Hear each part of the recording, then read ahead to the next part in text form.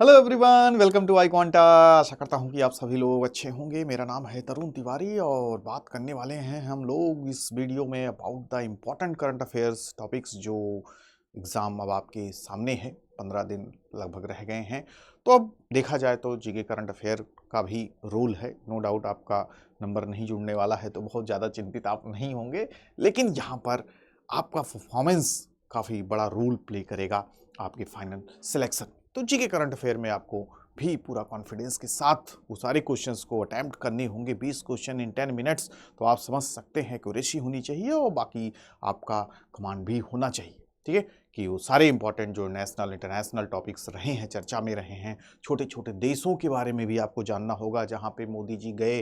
कम से कम देश आज़ाद होने के बाद पहली बार दूसरी बार कोई विजिट किया है, तो वो सब चर्चा में रहे साल। तो वहाँ से आपके इंपॉर्टेंट स्टैटिक क्वेश्चन पूछ सकते हैं कि उस देश की राजधानी क्या है, what is the capital of Guyana, जो अभी रिसेंटली मोदी जी ने वहाँ पे विजिट किया। वहाँ पे उनको क्या दिया गया, वहाँ का सबसे बड़ा ऑनर दिया गया, सम्मान दिया गया। ठीक है, तो उसका नाम पूछ सकते हैं। तो जो जो आपकी चर्चा में रहे, जो जो टॉपिक्स रहे, उनके बारे में आपको एटलीस्ट पता होना चाहिए। उससे इंपॉर्टेंट क्वेश्चंस चाहे करंट अफेयर्स से रिलेटेड या उसी टॉपिक से रिलेटेड आपका स्टैटिक में भी पूछ सकते हैं। तो हमें दोनों को भी देखा जाए तो रेशियो भी 12:8 का रखा गया है, लेकिन क्या पता करंट अफेयर का ज़्यादा हो जाए। लास्ट ईयर आपने देखा दोनों का रेशियो लगभग सेम था, लेकिन आपका करंट अफेयर्स के क्वेश्चन ज़्यादा आए। तो इस बार भी ऐसा हो सकता है, उल्टा भी हो सकता है, क्योंकि एग्जामिनर क्या करते हैं, जिस रणनीति से हम प्रिपरेशन करते हैं, स्ट्रेटेजी अपनाते हैं कि लास्ट ईयर तो खूब करंट पूछेगा, इस बार करंट, तो इस बार वो स्टेटिंग दे देंगे। ठीक है, तो इसीलिए हमें दोनों को बराबर वेटेज में ही प्रिपरेशन करनी चाहिए। ठीक है, तो कुछ इंपॉर्टेंट क्वेश्चंस देखेंगे, टॉपिक्स देखेंगे और हम जल्दी जल्दी कवर करने की कोशिश करेंगे कि आने वाले दिनों में आपको ज़्यादा से ज़्यादा क्वेश्चंस करने का मौका मिले, देखने को मौका मिले, ताकि आप पूरी तरीके से अपनी प्रिपरेशन को बरकरार रख पाओ एग्जाम तक, कि आप सारे क्वेश्चंस को अटेम्प्ट कर सको। ठीक है बच्चों, this is all about me. ज़्यादा कुछ यहाँ जानने की ज़रूरत नहीं है, काम की बात करते हैं। यहाँ पे देखिए, 20 की बात अभी आपसे कर रहा था। अभी हाल ही में मोदी जी ने विजिट किया गुयना में। ठीक है, कैरिकॉम जो सम्मेलन था, समिट था, वहाँ पे इकट्ठा हुए जो कैरिबियाई नेशंस है ना, तो उनकी आपस में मीटिंग होती है, तो वहाँ पे शामिल हुए। तो गुयना इनको वहाँ पे जाना पड़ा उस मीटिंग में। तो गुयना की जो गवर्नमेंट थी, इनको वहाँ का, अपने यहाँ जैसे हमारे यहाँ भारत रत्न सबसे बड़े सम्मान में से एक है, तो उनको भी यहाँ पे गुयना का दिया गया। तो वही आपसे पूछ सकते नाम, what is the name of the highest national award. चलिए इसको मैंने, हाईएस्ट नेशनल अवार्ड क्या नाम है, what is the name of the highest national award of Guyana which was recently conferred on prime minister Narendra Modi. अभी हाल ही में दिया गया। ठीक है, तो ये तो आपका करंट अफेयर का हो गया। गुयना अब नाम आ गया, तो इसकी कैपिटल, करेंसी, लोकेशन, ये सब भी आपको ध्यान में रखना होगा, क्योंकि ये सब आपके क्वेश्चंस बनेंगे। ठीक है, तो देयर आर 4 ऑप्शंस, 5 ऑप्शंस आपके सामने आएंगे, एक दो और जोड़ लीजिए, ये 4 में से रहेगा। तो क्या है, ऑर्डर ऑफ एक्सेलेंस ध्यान में रखिएगा। ठीक है, बाकी अदर्स जो ऑप्शंस रहेंगे, अब एक बार आपको मान लीजिए कहोगे सर याद नहीं हो पाएगा, अभी आप देखोगे 2016 से लेके 2024 तक आपके मोदी जी कम से कम 18-19 अवार्ड्स, ऑनर्स, ये सब पा चुके हैं दुनिया के अलग अलग देशों में। तो सबको रटना भी आसान नहीं, याद करना भी आसान नहीं है। तो एटलीस्ट उनको एक बार हम लोग देख लेंगे ना, तो एग्जाम में आएगा तो हम उसको क्या कर सकते हैं, एलिमिनेट कर सकते हैं। यही तो होता है, आप इंटेलिजेंसी ही आपके एलिमिनेशन इंटेलिजेंसी से मैक्सिमम क्वेश्चंस आप करते हैं एग्जाम में। सबको सारी चीज़ें थोड़ी याद होती है, चाहे आईएएस की परीक्षा हो जाए, चाहे आपका फैक्चुअल। खैर, फैक्चुअल का तो खेला यही होता है कि जितना ज़्यादा आपको पता है, आता है तो सही है, नहीं तो फिर जय श्री राम। तो यहाँ पे पता होना, कैसे पता चलेगा, तो एटलीस्ट आप देख ही रहेंगे। जैसे हमने यहाँ पे बात कर लिया ऑर्डर ऑफ एक्सेलेंस, आपको याद नहीं है, लेकिन एक बार आपने देख लिया तो एग्जाम में आएगा तो आप कहोगे नहीं ये तो नहीं, ऑर्डर के नाम से था लेकिन एक्सेलेंस ही लग रहा है, एंड्रू नहीं था, ड्रैगन किंग नहीं था, ऑनर नहीं था, जिस पे बात किया गया। तो चीज़ें कुछ सामने रहती हैं, हम उनके बारे में सुने रहते हैं, इसलिए देखो डिस्कशन बहुत बड़ा इंपॉर्टेंट रोल प्ले करता है हर जगह आपका, चाहे फैक्चुअल इन्फॉर्मेशन हो, चाहे जीडीपीआई हो, कहीं पर भी। ठीक, तो ये आपके काम आ जाएगा और यहाँ पे आप सही जवाब लगा दोगे। ठीक है, this is all about explanation भी यहाँ पे ऐड कर दिया हूँ, तो आप यहाँ पे चीज़ों को और भी ज़्यादा जान जाओगे ना, तो और भी क्वेश्चन इससे रिलेटेड बन जाएंगे। कुछ भी देखिए, आपका कैपिटल आ जाए, कैपिटल ऑफ गुयना, तो आपको पता होना चाहिए जॉर्ज टाउन। ठीक है, तो ये आपको बताना होगा। तो हाईएस्ट यहाँ पे इनको मिला अवार्ड, हाईएस्ट नेशनल अवार्ड है ये, ऑर्डर ऑफ एक्सीलेंस। ठीक है, तो prime minister Narendra Modi became the fourth foreign dignitary to receive Guyana's highest national award. 4 ही लोगों को अभी तक मिला है, तो मोदी जी उसमें से एक है। ठीक है, बाकी यहाँ पे काम लायक की आपकी बात ये, that was the second CARICOM summit था। ठीक है, कैरिकॉम मतलब कैरी से कैरेबियाई नेशंस और कॉम से कम्युनिटी, जो कैरेबियन कम्युनिटीज हैं, कंट्रीज हैं, उनका यहाँ पे समिट होता है। ठीक है, तो यहाँ पे मोदी जी भी गए थे, शामिल हुए थे। G20 के बाद सीधा वहीं पे ही चले गए थे ना। तो साइन वगैरह भी देखिए हुआ बिटवीन द इंडिया एंड गुइना, ये हमारे लिए काम की बात है। ठीक है, चलिए अब यहाँ पे देखिए about the Guyana, static portion आ गया, लोकेशन देखिए आपकी आ गया। तो आप कहाँ देखोगे, जब आप अफ्रीका का मैप देखोगे तो यहाँ पे आपको नजर आएगा साउथ अमेरिका का, नॉट अफ्रीका, साउथ अमेरिका का जब आप मैप देखोगे ना, ये वाली लोकेशन में आपको गुइना नजर आएगा।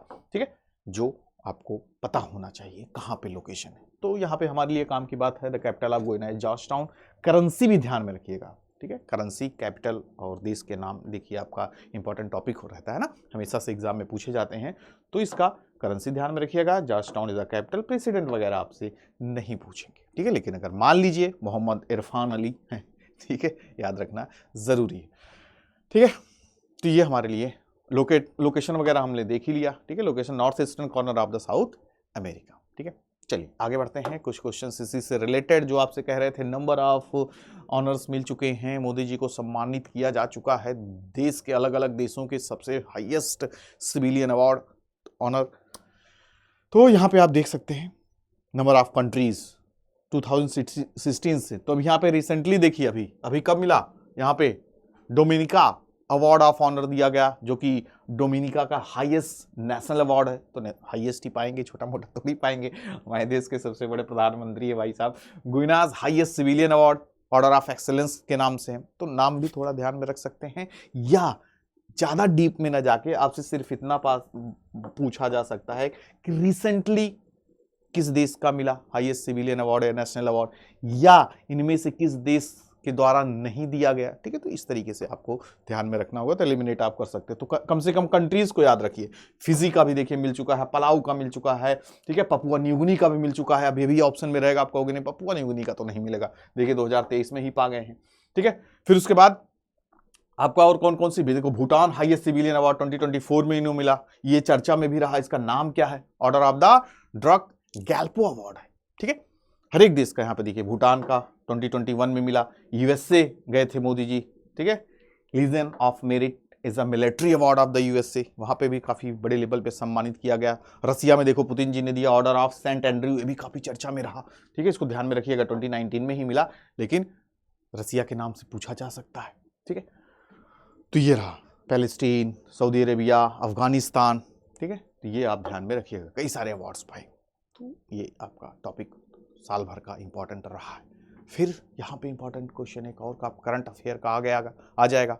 आपने याद रखा है कि total number of tiger reserve कितने हैं, 53 है, नाम भी पढ़नी है, लेकिन अपडेट भी ऐसा नहीं है कि स्टैटिक पोर्शन आपका क्या है कि एकदम फिक्स ही है। आज आपने पढ़ लिया कि how many total number of UNESCO world heritage sites हैं, कितने नंबर ऑफ आपके टाइगर रिजर्व्स हैं, फिर उसके बाद आपके नेशनल पार्क्स हैं, वाइल्ड लाइफ सेंचुरीज हैं। तो एक बार पढ़ लिया, ऐसा नहीं है कि फिक्स हो गया, कब वही रहेगा जीवन भर।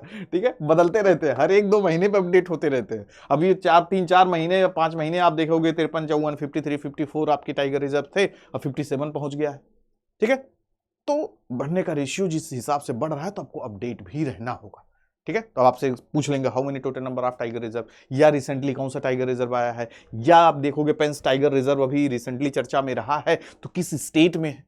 ठीक है, तो इसलिए आपको ये भी जानना होगा कौन सा टाइगर रिजर्व किस स्टेट में है, कौन सा नेशनल पार्क किस स्टेट में है, पूछ लेते हैं साफ साफ। ठीक है, तो एक क्वेश्चन वहां से आपका फिक्स ही रहता है। तो पेंच टाइगर रिजर्व की बात कर रहे हैं, किस स्टेट में है, तो कहां पे आप सही जवाब लगा के आओगे, मध्य प्रदेश में है, ये ध्यान में रखिएगा। ठीक है, थोड़ी इसके बारे में जानकारी, रिसेंटली क्यों चर्चा में रहा। अब जो टाइगर रिजर्व हो गए, नेशनल पार्क, कोई भी आपका हेरिटेज साइट्स हो या मोन्यूमेंट्स हो, या फिर कोई भी आपका जगह हो जहां पे कुछ इवेंट्स हुआ हो या कुछ ऑर्गेनाइज किया गया हो। ठीक है, मतलब वो रिसेंटली न्यूज में रहा हो, चाहे वो पर्सन हो, चाहे कोई जगह हो, चाहे कोई हेरिटेज साइट्स हो। ठीक है, तो वो पूछे जाने की पॉसिबिलिटी मैक्सिमम रहती है।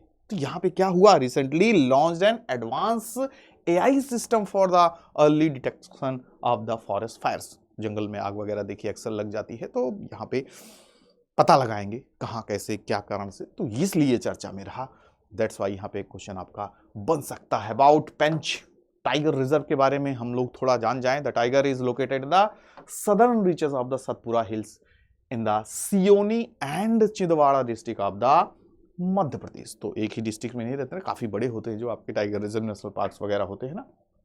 और देखिए कहां तक, Nagpur district in Maharashtra as a separate century. ठीक है, अब सबसे बड़ी बात यह है, पेंच टाइगर रिजर्व अक्सर चर्चा में रहता भी है, उसके साथ साथ इसका ज्यादा इंपॉर्टेंस और क्यों हो जाता है। आपने मोगली की कहानी वगैरह सुनी होगी ना, जंगल बुक। ठीक है, तो जंगल बुक का जो स्टोरी वगैरह है ना, तो यहीं से ही देखा जाए तो इंस्पायर्ड है। ठीक है, तो इसलिए इसको कभी कभी यहीं से क्वेश्चन पूछ लेते हैं, जंगल बुक से रिलेटेड कौन सा टाइगर रिजर्व आपका रिलेटेड है, तो आपको बताना होगा पेंच टाइगर रिजर्व। तो क्वेश्चन कहीं से भी घुमा फिरा के, तो आपका ओवरऑल अगर प्रिपरेशन होगी हर एक टॉपिक्स पर, हर एक इवेंट्स पर, तो आप आसानी से क्वेश्चंस देखते ही सही करोगे। अब 10 मिनट में 20 क्वेश्चन ऐसे ही तो होगा जब सारी चीज़ें आप जाने रहोगे, पढ़े रहोगे। तो यहाँ पे देखिए हमने इसके बारे में बात की।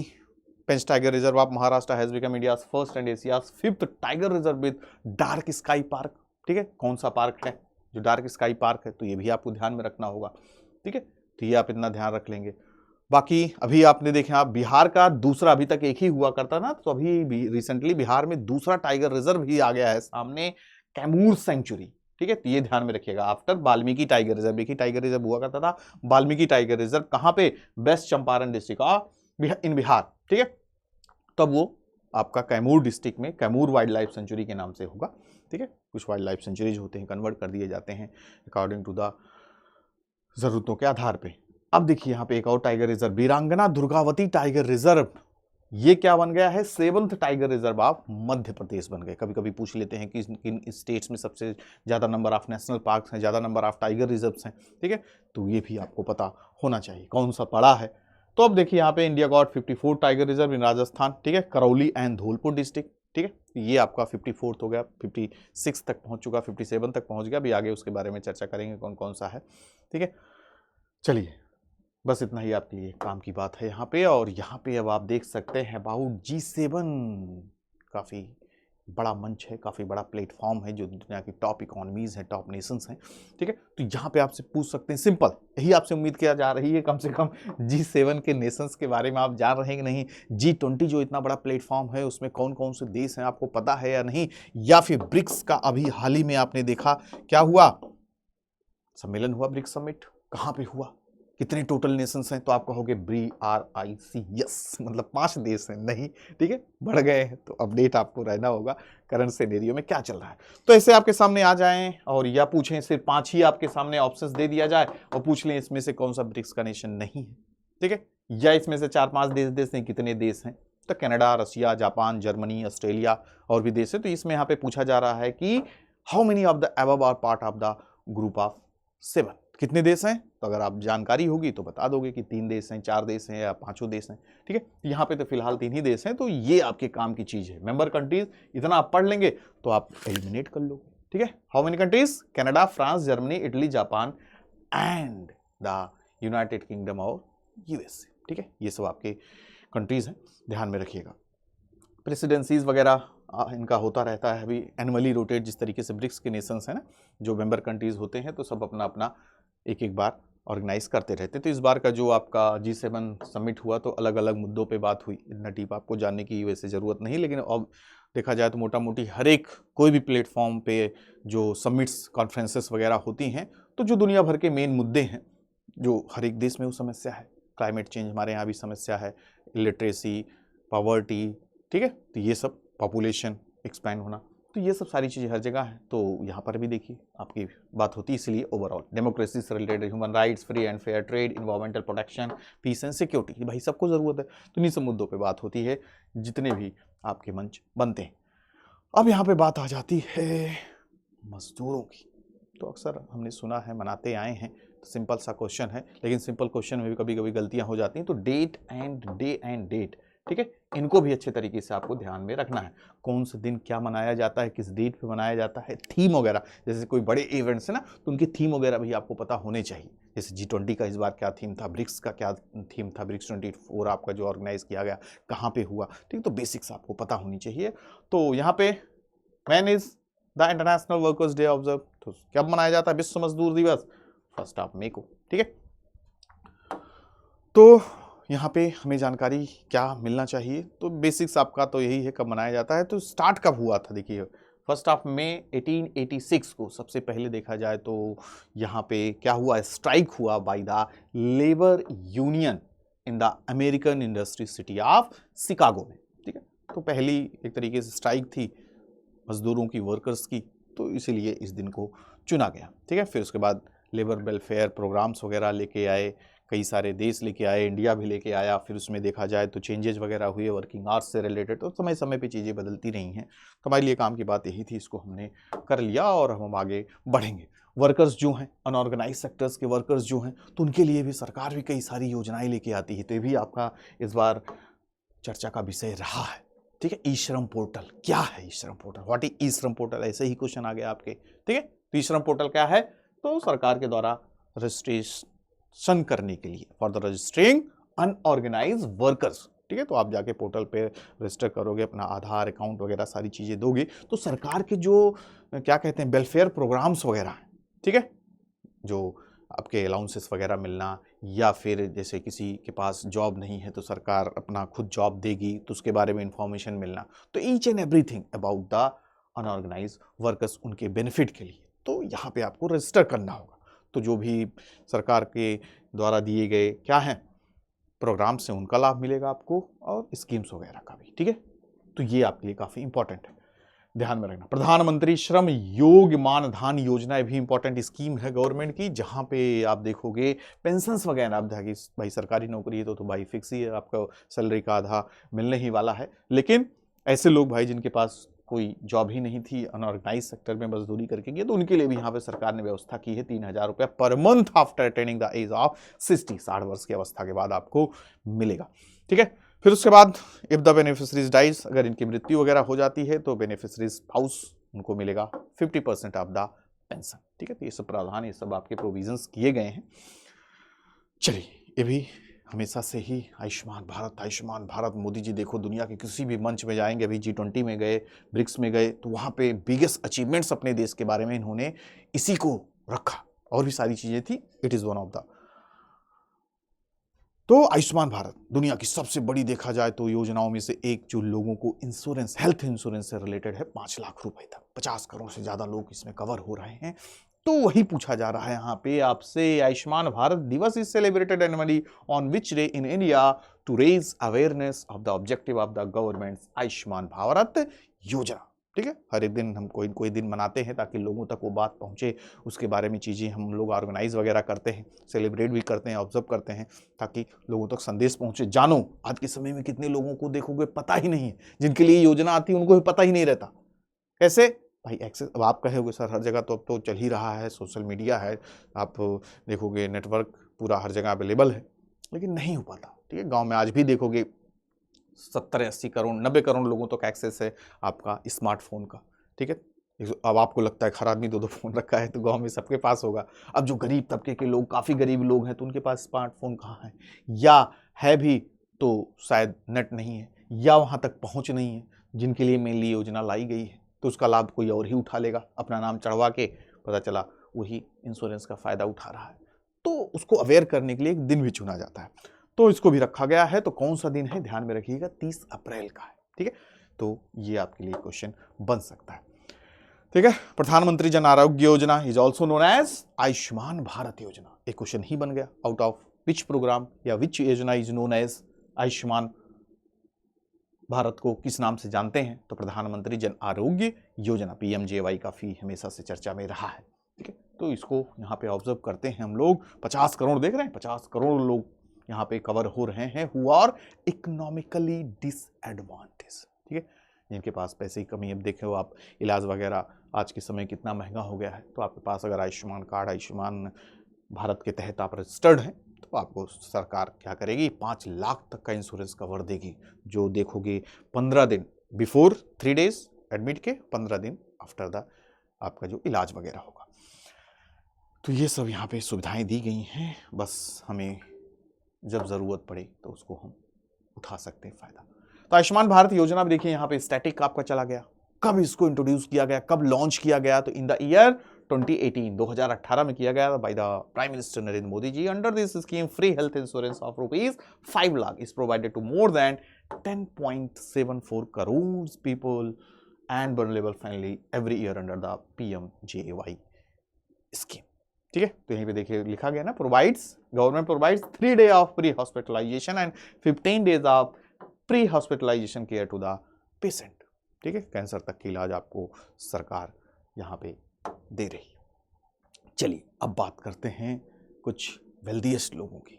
तो आपको पता है कि इनकम इनक्वालिटी जो रिपोर्ट आई है, वेल्दीएस्ट नेशंस की रिपोर्ट आई है, सिटीज़ की रिपोर्ट आई है। देश में, दुनिया के हर एक देश में लोग रिच होते जा रहे हैं, गरीब, मतलब काफ़ी ज़्यादा गैप क्रिएट हो रहा है अपने देश की, तो और स्थिति काफ़ी ज़्यादा ख़राब है। ठीक है, more than 40% of the wealth top 1% के पास है, 1% के टॉप 1% के पास है, more than 25% of the national income, तो सब ऊपर वाले के ही पास है। तो यहाँ पे गैप काफ़ी ज़्यादा है। ठीक है, तो वेल्दीएस्ट सिटीज़ की रिपोर्ट आई है। Which is the wealthiest city in the world as per the wealthiest cities report 2024। सबसे अमीर, सबसे पैसे वाला शहर कौन सा है? तो आपके दिमाग में आ ही जाएगा टोक्यो, लंदन, लॉस एंजल्स या न्यूयॉर्क सिटी। तो न्यूयॉर्क सिटी है सबसे वेल्दीएस्ट सिटी में से। ठीक है, एक इनकम इनइक्वालिटी पे वीडियो भी बनाया हूँ, वो भी देखिएगा, काफ़ी आपको समझ में आएगा। दिल्ली या मुंबई भी रेस में है। ठीक है, Mumbai and Delhi among 50 wealthiest cities of the world, जो हेनली एंड पार्टनर्स की जो रिपोर्ट आई, सर्वे वगैरह किया गया है। ठीक है, मुंबई और दिल्ली रैंक वगैरह देखिए यहाँ पे क्या दिया गया है। मुंबई को दिया गया है 24th, अगर 50 देशों की लिस्ट में 24वें स्थान पे है मुंबई। ठीक है, सबसे वेल्दीएस्ट सिटी पे, और दिल्ली भी थोड़ा सा पीछे 37th पे है। ठीक है, तो ये अपने देश की कंट्रीज हैं। तो अगर यहाँ पे इंडिया के बिहार पे क्वेश्चन बन जाए, भारत का सबसे वेल्दीएस्ट सिटी कौन सा है, तो यहाँ पे मुंबई हो जाएगा, दुनिया का न्यूयॉर्क सिटी हो जाएगा। ठीक है, चलिए आगे बढ़ें कुछ और जानकारी लेने के लिए। तो इनको जो वेल्दीएस्ट पर्सन वगैरह भी है ना, तो कई सारे कैटेगरीज में डिवाइड किया जाता है, कुछ को अरबपति, कुछ को खरबपति, इस तरीके से करके। तो अभी आपने देखा 29 बिलियनियर्स। यहाँ पे देखिए, Indian financial capital city Mumbai has 58,800 millionaires हैं भाई साहब, 236 सेंटी मिलेनियर्स हैं, 29 बिलियनियर्स है। यहाँ पे देखा गया, रखा गया ना, बिलियनियर्स किसको कहोगे? More than 1000 million to invest. ठीक है, फिर उसके बाद यहाँ पे जो 100 मिलियन इन्वेस्ट हैं वो आपके क्या हैं? सेंटी मिलियनियर्स हैं। $1 मिलियन या उससे ज्यादा रखने वाले, इन्वेस्ट करने वाले लोग हैं, तो वो आपके कौन से हैं? High net worth individuals. ठीक है, तो कैटेगरी वगैरह बांट दी गई है। तो अभी रिसेंटली जो इसके और रिसेंट रिपोर्ट आई है, 185 टोटल नंबर ऑफ बिलियनियर्स हैं इन इंडिया। 125% इंक्रीज हुई है वेल्थ वगैरह। तो वो गैप बढ़ता जा रहा है काफ़ी ज़्यादा, जो कहा जा रहा है कि ब्रिटिश के जमाने से ज़्यादा inequality in wealth and income में देखा जा रहा है। ठीक, खैर कोई बात नहीं। Delhi was rank 37th in the wealthiest rank. ठीक है, तो ये हमने देख लिया। तो दीज आर द रैंकिंग्स जो दी गई हैं टॉप 10 कंट्रीज के। ठीक है, तो यहाँ पे न्यूयॉर्क सिटी देख रहे हैं, टोटल नंबर ऑफ मिलेनियर्स कितने हैं? 3,49,500 मिलेनियर्स हैं। फिर उसके बाद आपका आ जाता है द बे एरिया USA, फिर जापान का Tokyo city, Singapore, United kingdom, USA। तो दीज आर द कंट्री जो कि ये सिटीज़ हैं। तो मेनली सिटीज़ की बात हुई है, लॉस एंजल्स हो गया, पेरिस, सिडनी, हांगकांग, बीजिंग, ये सब टॉप वेल्दीएस्ट सिटीज़ में से एक हैं जो टॉप 10 की रैंकिंग है। खैर कोई बात नहीं, हमें आगे बढ़ना होगा। Who is the first person in the world to climb mount Everest 29 times? 1 2 3 नहीं, 29 बार वो चढ़ चुके हैं दुनिया की सबसे ऊंची चोटी, पीक माउंट एवरेस्ट पे, 8,848 मीटर की ऊंचाई। ठीक है, तो इतना आसान नहीं, आप समझ ही सकते हैं, बेस कैंप तक जानते जाते हालत ख़राब हो जाती है, और ये भाई साहब चढ़ चुके हैं 29 बार। तो नाम उनका याद रखना काफ़ी इंपॉर्टेंट होगा। तो व्हाट इज़ द नेम? कामिरीता।